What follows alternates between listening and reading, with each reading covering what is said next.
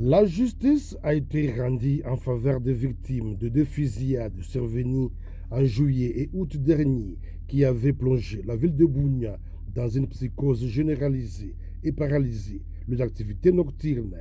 Ce lundi, le tribunal militaire de garnison de l'Ituri, siégeant à Bunia, a rendu son verdict dans cette affaire. Cette audience s'inscrit dans le cadre de la lutte contre l'impunité au sein des forces armées et de la restauration de la discipline, un combat mené par le commandant suprême Félix Antoine Tshisekedi Tshilombo et relayé en province par le lieutenant-général Luboyanka Shomadjouni. Dans un extrait du prononcé du jugement, le président de la juridiction, le colonel Josué Ndemba, a détaillé les peines infligées aux prévenus.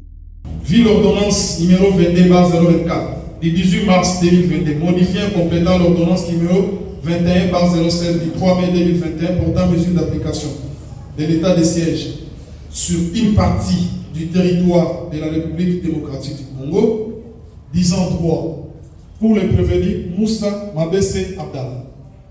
À la question de savoir si le prévenu Moussa Mabese Abdallah est coupable des infractions mises à sa charge, le tribunal, à la majorité des voix de membres de sa composition, répond non au profit du doute pour meurtre, coups et blessures aggravées, tentative de meurtre du 30 juillet 2025, assassinat et tentative de meurtre du 5 août 2025.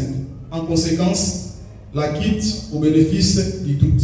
Les avocats des acquittés, dont Moussa Mabese, chef d'antenne du FFN à Ituri, ont salué l'impartialité de la justice dans cette affaire. Nous sommes dans la joie parce que la justice a été équitable. La justice a rendu une décision en toute équité et en toute impartialité ainsi que l'humanisme. Nous remercions cette façon de faire et nous sommes très contents.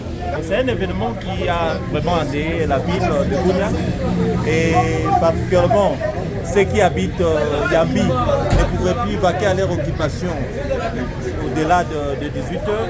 Et s'il faut dire un mot, nous disons que la population doit faire confiance à la justice et à notre armée ainsi que la police pour la sécurisation de leurs personnes ainsi que le bien. Depuis ces événements, les unités du bataillon Tigre de FRDC ont intensifié le patrouille nocturne et le contrôle des véhicules. Ces mesures ont permis un retour progressif au calme dans la capitale provinciale de l'Uturi.